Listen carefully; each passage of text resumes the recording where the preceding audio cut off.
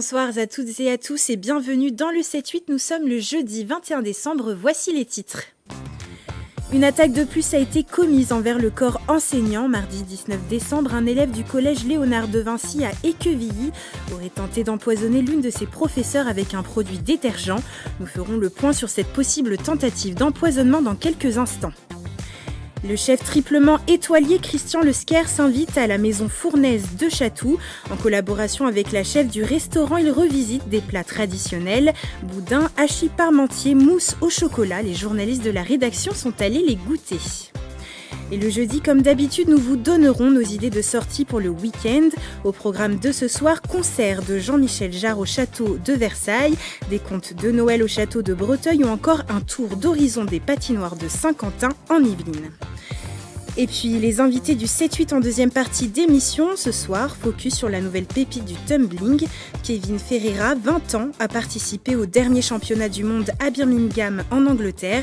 Il est licencié à l'USM des Clés-sous-Bois. Le sportif sera en plateau avec son coach René Ebami. Et voilà pour le programme de ce soir. Tout de suite, on fait le point sur les informations du jour à retenir dans les Yvelines.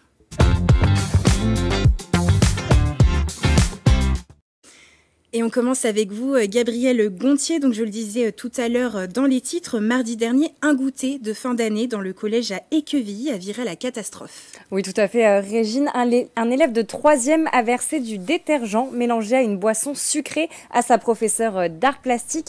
L'enseignante du collège Léonard de Vinci s'est rapidement sentie mal. Hospitalisée, elle est sortie mercredi de l'hôpital et a repris les cours ce matin. Elle a déposé plainte contre l'élève à l'origine de l'empoisonnement. Un élève avec qui elle avait eu une altercation le jour de l'incident. Une enquête a été ouverte et le jeune homme a avoué dans la matinée ce qu'il a qualifié être une mauvaise blague. Julien Leroy s'est rendu auprès des collégiens de l'établissement. On écoute leur réaction. C'est pas bien de faire ça à une prof qui nous enseigne des trucs, qui veut nous aider à progresser dans la vie de tous les jours. Je pense que c'est pas bien. Et aussi, en ce moment, en France, ça arrive à beaucoup de professeurs, des agressions comme ça. Et en ce moment, c'est pas normal qu'il y ait ça, tout ça. C'est choquant un peu. Et en plus, la prof, elle était pas méchante ou quoi. Donc, elle était là depuis 2 ans. Ça fait 2 ans qu'on est ici, nous. Donc, on la connaît. Et en vrai, elle était pas méchante. Enfin, elle était stricte quand il fallait, mais elle était pas méchante, quoi. Et nous avons appris en fin d'après-midi que 2 collégiens ont été placés en garde à vue pour tentative d'empoisonnement et complicité. Et la région Île-de-France aide les villes particulièrement touchées par les émeutes de cet été dans les Yvelines. Oui, 6 communes yvelinoises vont bénéficier d'une enveloppe pour faire face aux dégâts engendrés par les émeutes de l'été dernier à la suite de la mort de Naël. Les villes de Mantes-la-Jolie, La Verrière, Poissy, Chanteloup-les-Vignes, Fontenay-le-Fleury ou encore Sartrouville avaient subi des dégradations importantes. Une enveloppe globale d'1,6 million d'euros va être envoyée par la région. Cette somme ne correspond pas à une subvention pure, mais à des avances remboursables selon nos confrères de 7-8 Actu. Et pour anticiper sereinement les départs pour les vacances de fin d'année, vous nous faites un point bison futé. Oui, car le trafic s'annonce difficile pour vos départs en vacances. Bison futé voie rouge dans le sens des départs pour les journées de vendredi et samedi. Il est conseillé de partir avant 10h en évitant l'autoroute A10 le vendredi. Si vous prenez la route samedi, mieux vaut se déplacer avant 6h du matin et contourner l'autoroute A13. Pour le réveillon, les départs s'annoncent plutôt calmes. Enfin, dimanche, Bison futé annonce vert dans le sens des retours. Eh bien, merci Gabriel pour ces conseils et toutes ces informations. Et comme d'habitude, si vous aussi vous êtes témoin d'une information qui vous a marqué près de chez vous, n'hésitez pas à nous le partager en le mettant sur les hashtags 7-8news sur les réseaux sociaux.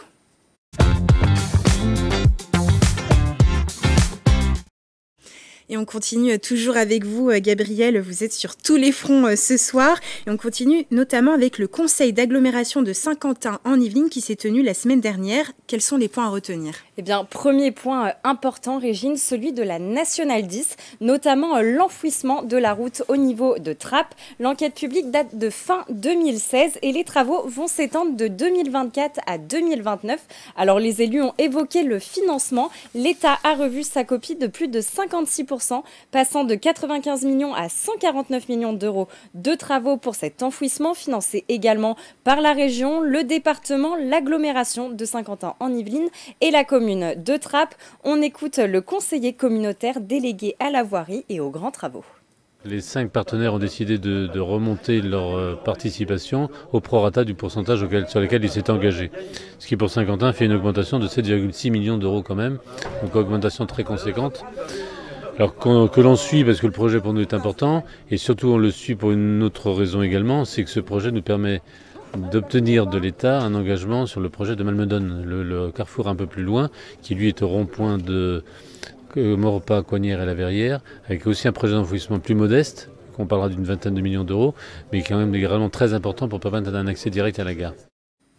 Autre point important à retenir de ce conseil, Régine, d'agglomération, ça concerne la Promopole. Le rapport d'activité des comptes de 2022 de la Société d'économie mixte était présenté. La pépinière d'entreprise située à Montigny-le-Bretonneux a un taux d'occupation au-delà des 95%. Les comptes ont été approuvés lors de ce conseil. On écoute Othman Nasrou, conseiller communautaire de Saint-Quentin-en-Yvelines. Je rappelle que la structure est aujourd'hui totalement désendettée, il n'y a aucune dette aujourd'hui portée par la pépinière d'entreprise et au contraire nous avons un chiffre d'affaires positif et un résultat qui est positif. Nous avons atteint l'an dernier le million d'euros de chiffre d'affaires, c'est un record dans l'histoire de Promopole et un bénéfice net donc qui se confirme d'une année sur l'autre. C'est donc une structure saine qui rend un service au territoire en accueillant des petites entreprises, des jeunes entreprises de manière modulable et avec tout un ensemble d'accueils et de services qui sont proposés sur la pépinière et donc on est très heureux de ce travail que nous avons pu faire avec l'agglomération de Saint-Quentin-en-Yvelines. Et enfin, il y avait également une délibération sur l'île de loisirs de Saint-Quentin-en-Yvelines. Oui, pendant près d'une heure, les élus ont parlé de la gestion de la plus grande base de loisirs d'Île-de-France avec ses 600 hectares d'espace vert et ses 8000 visiteurs annuels. Ils ont approuvé le retrait de l'agglomération du syndicat mixte d'études d'aménagement et de gestion de l'île de loisirs de Saint-Quentin-en-Yvelines. Cette décision fait notamment suite à des tensions sur la gouvernance de la structure. Le département des Yvelines a décidé de quitter cette année le conseil d'administration de l'île de loisirs. Saint-Quentin-en-Yvelines ne veut plus supporter le déficit de la structure qui s'élève en moyenne à un peu plus d'1 million d'euros annuels. Bien, merci Gabrielle pour ces précisions. On vous retrouvera tout à l'heure de nouveau pour vos sorties du week-end.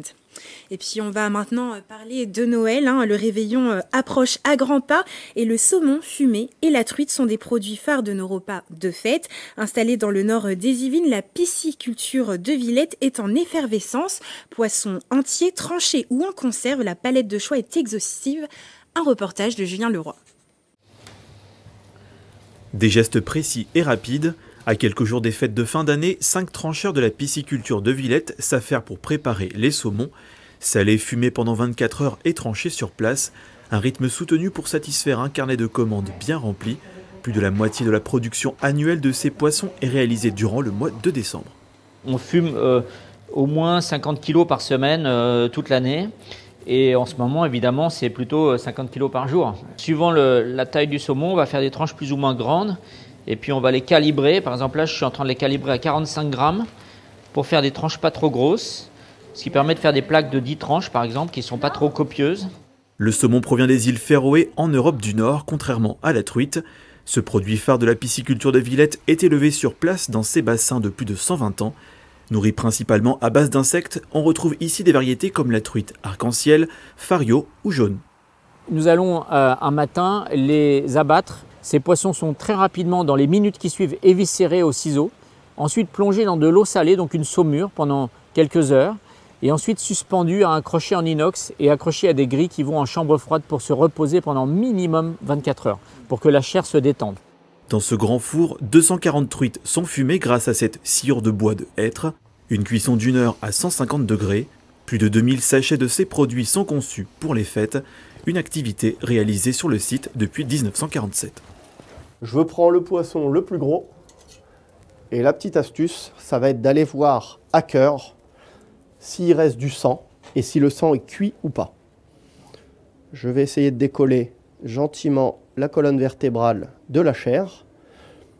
On voit le long de la colonne vertébrale un liseré légèrement marronné, ce qui veut dire que le sang à cœur du poisson a été cuit. Dans la vallée de la Vaucouleurs, la pisciculture de Villette est installée depuis 1896. Poissons entiers, tranchés, en rillettes ou en soupe, de nombreux articles sont disponibles dans la boutique sur place.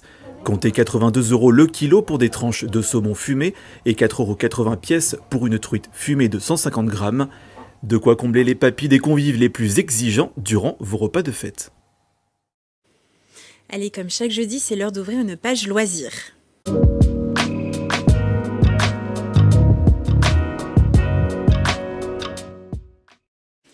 Et je vous propose de rester sur la thématique culinaire. Je le disais tout à l'heure dans les titres, Christian Lesquer, chef cuisinier triplement étoilé du Palace Le Georges V à Paris, collabore sur la nouvelle carte du restaurant La Maison Fournaise à Chatou. Mathilde Francou et vous, Gabriel Gontier, êtes partis savourer ces nouveaux plats. Regardez.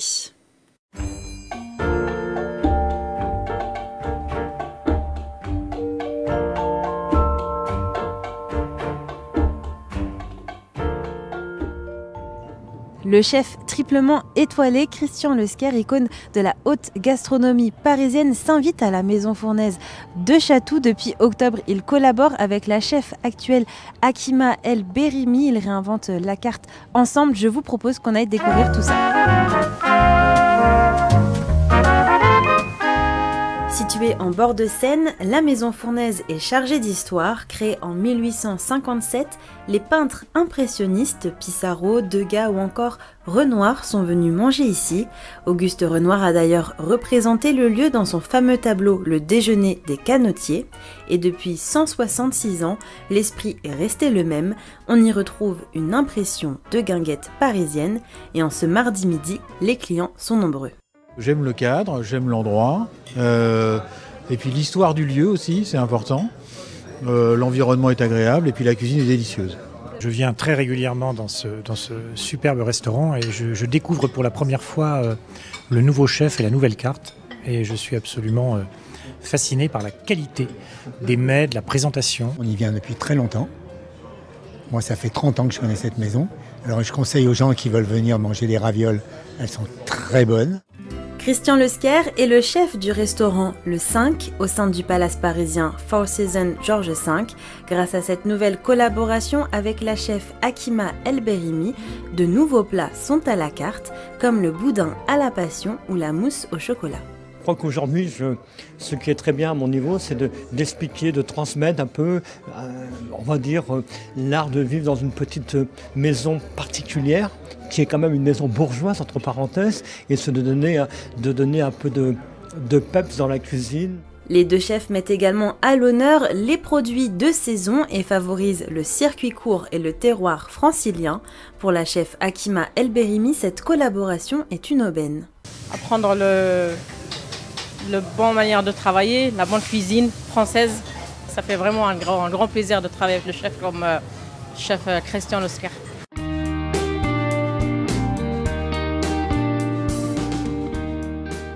Bon appétit Mathilde. Merci. C'est l'heure à présent de déguster. Pour l'entrée, j'ai suivi les conseils des clients fidèles et j'ai pris les ravioles de langoustine. En plat, le coquelet grillé et en dessert, la surprenante mousse au chocolat tiède. Pour un montant total de 64 €, la Maison Fournaise démontre que la haute gastronomie peut être accessible car le restaurant propose aussi des menus allant de 29 à 36 €. À la fin du service, c'est aussi l'heure du verdict pour les clients. C'était excellent, tout était excellent, vraiment. Faut pas mettre 20 sur 20 parce que sinon il n'y a plus de marge de progression. Alors je vais dire entre 18 et 19 sur 20.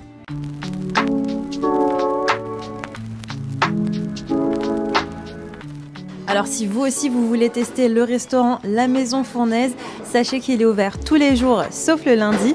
Allez, bon appétit! Et on poursuit cette page loisirs avec vos idées de sortie. Gabriel, quel est le programme pour ce week-end de Noël ? Eh bien, J-3 avant Noël, Régine, et plusieurs sorties ont retenu mon attention pour ce week-end. On commence avec un concert unique au château de Versailles. Pour le 25 décembre, l'auteur-compositeur Jean-Michel Jarre investit la célèbre Galerie des Glaces. Je vous parlais d'un concert unique. Pourquoi ? Car il s'agit d'un concert immersif. Ceux qui ne pourront pas assister physiquement pourront le découvrir dans le métaverse grâce à une collection en réalité virtuelle. Dans ce spectacle, le musicien rendra hommage aux grandes fêtes royales, mais aussi aux innovations technologiques. On regarde un extrait de la bande-annonce.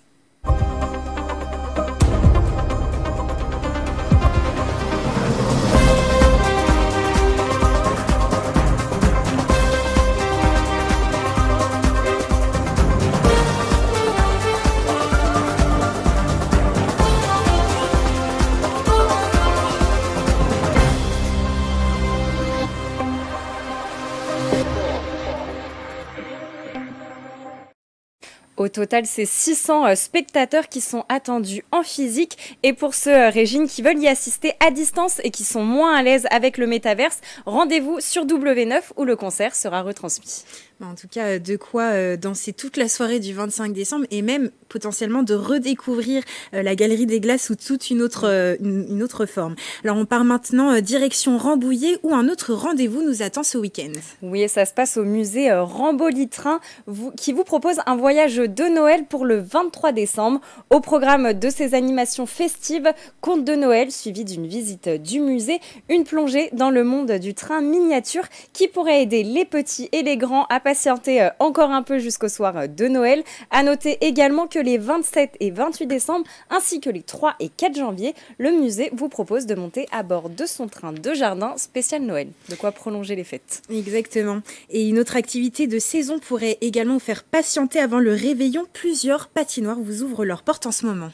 Oui, en intérieur ou en extérieur, plusieurs communes ont installé des patinoires pour les fêtes. En voici une liste non exhaustive. Au Clé-sous-Bois, vous pouvez chausser vos patins dans l'espace Philippe Noiret où une patinoire est installée jusqu'au 6 janvier. À Trappes, c'est une patinoire de 288 mètres carrés qui vous attend jusqu'au 5 janvier avec plusieurs soirées à thème proposées pour les familles ou encore pour les ados. Enfin, cette année, encore une patinoire extérieure vous attend dans votre centre commercial de l'espace Saint-Quentin.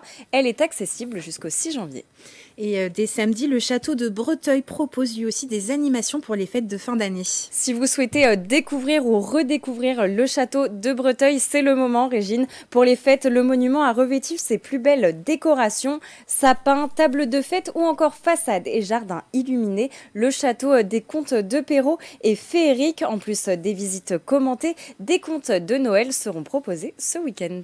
Et on termine avec un parcours d'art lumineux à Mantes-la-Jolie. Oui, que diriez-vous de redécouvrir la ville illuminée? C'est en tout cas l'objectif de l'événement Lueur de Mantes. Dans un parcours au travers de la commune, la ville de Mantes-la-Jolie vous propose une visite nocturne de son patrimoine illuminé de scénographie lumineuse et d'œuvres d'art numériques. Pour réaliser ces installations, des artistes nationaux et internationaux ont été réunis. Parmi les lieux à découvrir, l'incontournable collégial bien sûr, mais aussi l'hôtel de ville ou encore la place du marché au blé. Vous avez jusqu'au 10 février 2024 pour profiter du spectacle. Bien, merci Gabrielle. Vous avez une préférence pour ce week-end ? Le concert à la Galerie des Glaces, je pense que ça peut être sympa. Très original.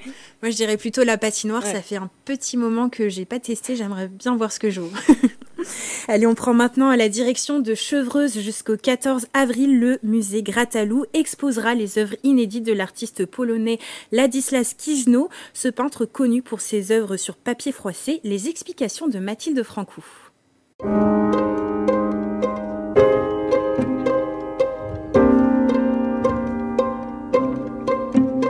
Le musée Grattalou est situé en plein cœur du village de Chevreuse. Il expose les grandes œuvres du peintre Guy Rachel Grattalou, mais aussi les grands artistes qui ont créé l'art contemporain dans les années 50 et 60, comme Ladislas Kijno. C'est un artiste immense, c'est un artiste très autonome, d'une période un petit peu particulière qu'on appelle la peinture informelle. La peinture informelle, c'est finalement de la peinture qui n'est ni abstraite, ni figurative. C'est une peinture à lui, et lui encore, c'était un créateur. Un créateur, Ladislas Quinault en était bien un, puisque c'est lui qui a inventé le concept du froissage dans les années 40.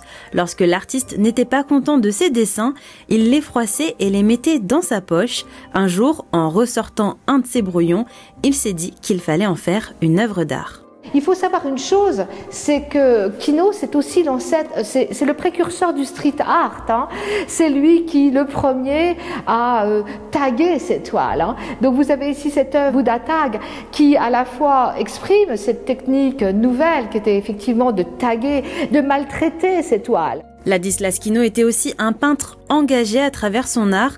Son contemporain, le célèbre Picasso, a même dit de lui: souciez-vous de Ladislas Quinault, qui ne froisse pas que des papiers, c'est un artiste puissant.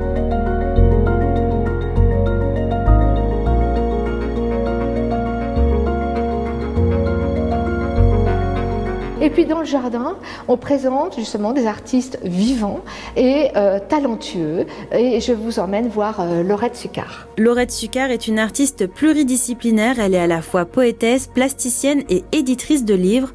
Dans le jardin du musée, elle a recopié ses poèmes sur 2 de ses œuvres, des livres d'artistes ouverts et des grands rouleaux. Vous voyez, le poème est écrit sur ces rouleaux. Volumènes. Hein. Vous pouvez les deviner à travers cette transparence et ce travail de peinture absolument superbe. Pour les plus curieux, chaque œuvre présentée est documentée par un podcast. Cette exposition est ouverte jusqu'au 14 avril 2024. Et si vous nous suivez sur les réseaux sociaux, vous avez sans doute vu passer notre calendrier de l'Avent yvelinois. Chaque jour, un journaliste de la rédaction de TV78 propose une idée de cadeau 100% local. Gourmandise, visite ou encore expérience à vivre dans notre département. Je vous propose qu'on ouvre ensemble la case d'aujourd'hui. Sapeur-pompier, un métier qui fait toujours rêver. Dans notre calendrier de l'Avent de TV78, je vous propose aujourd'hui un ouvrage qui parle de la profession aux plus petits. À la caserne ou au cœur d'une intervention, le livre animé des pompiers transporte les jeunes lecteurs dans le quotidien des soldats du feu. Quel matériel embarquent-ils dans leur camion? Comment se protègent-ils du feu? Sébastien Frémont, sapeur-pompier professionnel des Yvelines, et Anne-Sophie Baumann répondent à toutes ces questions en images. Dans cet ouvrage, vous découvrirez 20 animations pour habiller les pompiers, déplacer des engins ou encore déployer la grande échelle, et même un pop-up qui permet de voir une scène de feu en 3 dimensions. On y trouve aussi des petites fiches pour sensibiliser les enfants aux accidents de la voie publique et aux incendies domestiques. Le livre animé des pompiers est édité chez Tourbillon et est disponible au prix de 12,90 €. Allez, c'est bientôt l'heure des invités du 7-8, mais juste avant, je vous propose de jeter un coup d'œil à la météo de demain.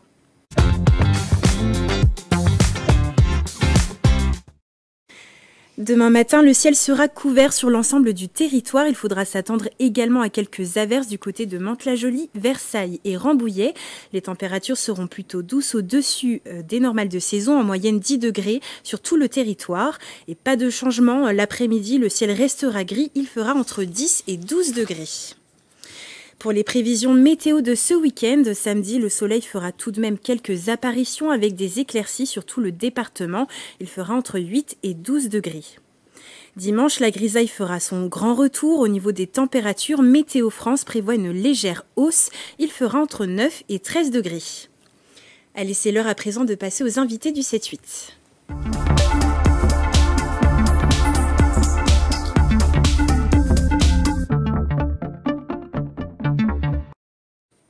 Et on va maintenant parler de tumbling, un sport de gymnastique acrobatique. Et ce soir sur le plateau, nous sommes accompagnés de l'une des pépites du moment, Kevin Ferreira. Bonsoir. Bonsoir. Alors vous avez 20 ans, vous êtes licencié à l'USM des Clés-sous-Bois et vous êtes arrivé 16e position au championnat du monde à Birmingham en novembre dernier.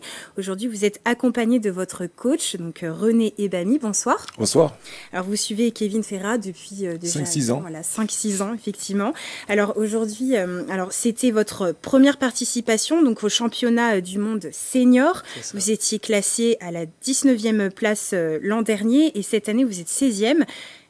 Vous avez gagné donc 3 places. Votre sentiment aujourd'hui? Tout d'abord, moi je pensais pas aller aussi haut pour les championnats du monde. C'était histoire de dire de participer et puis profité à fond. Et au final, j'ai réussi à qualifier la France aux Jeux mondiaux et très heureux. Donc c'est une très fierté. Fier. Très fier. Pour vous également, j'imagine. Bien sûr, comme ils viennent de le préciser, en fait, l'objectif pour l'équipe de France était parce que notre meilleur Français, qui vient d'Aix-les-Sous-Bois également, est actuellement blessé, rupture de tendon d'Achille, donc très grosse blessure. Il n'a pas pu participer à cette compétition qui était qualificative pour les Jeux mondiaux, parce que notre sport n'est pas olympique, et c'est les Jeux mondiaux qui remplacent cette compétition. Il fait gagner en quota, et Kevin ce n'était pas son objectif, et il a fait la compétition de sa vie à ce niveau-là, et donc du coup il a réussi à qualifier, alors qu'on ne comptait pas sur lui, à qualifier la France aux Jeux mondiaux, donc c'est vraiment une performance historique pour lui. Il fallait être dans les 8 premières nations. Voilà. Pas mal. Alors justement, donc c'était compétition de votre vie. Quel souvenir est-ce que vous en gardez aujourd'hui? Qu'est-ce qu'on retient quand on fait aucun stress. Les personnes là-bas sont super sympas. Et puis, c'est les décorations, tout. En fait, ça n'a rien à voir avec la France. C'est tout ce qui est... Comment dire? Pour... j'ai pas les mots. Vous n'avez pas les mots, c'est peut-être l'émotion. Ah non, aussi, mais franchement, c'est beau. Tout est bien fait. Toute l'organisation est magnifique. C'est un souvenir aussi pour vous que vous garderez en tête, j'imagine. Bien sûr, parce que je pense que, n'ayant pas d'objectif réel, il était là-bas pour se faire plaisir. Il a pris plaisir sur la piste, ça s'est vu, et il a fait la série qu'il n'a jamais réalisée, même à l'entraînement. Même à l'entraînement. Parce qu'on pensait qu'il allait s'arrêter aux qualifications. Il est en demi-finale, et en demi-finale, on s'est regardé, on a dit, mais si c'était pas prévu, on fait quoi? Et là, on s'est dit, vas-y, fais cette série que tu n'as jamais fait. Évidemment, une série qui était dans ses cordes, mais qui n'a jamais réalisé. Et donc, je pense qu'il s'est dit, de toute façon, je n'ai rien à perdre. Là, c'est que du bonheur, du bonus. Et donc, il a fait sa série sans pression, et il a fait une très, très belle série. Voilà. Alors, juste pour revenir sur ce sport qui est le tumbling, est-ce que vous pouvez nous expliquer d'où vous vient cette passion? Alors moi, de base, je faisais pas du tout ce sport. Je faisais de la gym dans un club qui, justement, avait du tumbling. Mon entraîneur, malheureusement, s'était fait virer. Et en attendant, pour éviter une grosse pause, il y avait le tumbling. Et mon père m'a proposé d'essayer le tumbling. Très franchement, je voulais pas du tout. J'étais bien lancé sur la gym. Et au final, je suis amoureux du tumbling. Et vous avez du coup commencé à quel âge? J'ai commencé à l'âge de 13-14 ans. 13-14 ans. C'est tard. C'est ça. C'est tard. C'est tard. Ouais, plus 13 ans. Ouais. Donc aujourd'hui, très belle performance. C'est quelqu'un qui n'avait pas cette ambition, en tout cas, c'est génial. Alors pourquoi est-ce que vous pratiquez le tumbling au Clé-sous-Bois? Alors, vers chez moi, il n'y a pas de salle appropriée. Enfin, pour les termes, pour tout ce qui est distance, il faut des réglementations. Par exemple, la piste, elle fait 25 mètres, la course de l'élan entre 10 et 11 mètres, et la réception 6 mètres. Et nous, en fait, il n'y a pas de gymnase qui pourrait accepter ça vers chez moi, malheureusement. Est-ce que vous habitez où exactement? Vers Draveil, 91 210. Ah oui, donc ça me fait une trotte. Ça fait une petite trotte.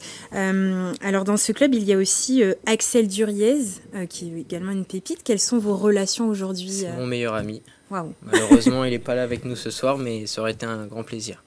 Et alors, vous êtes aussi donc qualifié pour ces prochains mondiaux qui se tiendront en Chine. Aujourd'hui, sur quelle progression est-ce que vous pourrez travailler? Continuer à fond, sans stress, et puis essayer de rattraper mon meilleur ami. Avoir le même niveau un jour, ça serait pas mal. Il y a une petite concurrence quand même entre vous deux. Oui. Ah, bien sûr, ça c'est... Quand même, mais bon, toujours dans la gentillesse. Et René, du coup, les objectifs, quels sont les objectifs pour le club? Pour le club, c'est qu'il confirme sa place, parce que là, il s'est qualifié pour être en équipe de France. Maintenant, il y a les championnats d'Europe qui sont au mois d'avril au Portugal, à Guimarães. Et donc, l'objectif, c'est qu'il reconfirme que ce n'est pas un hasard qu'il est en équipe de France. Et donc, il faut qu'il se sélectionne pour les prochains championnats d'Europe qui sont dans 3 mois.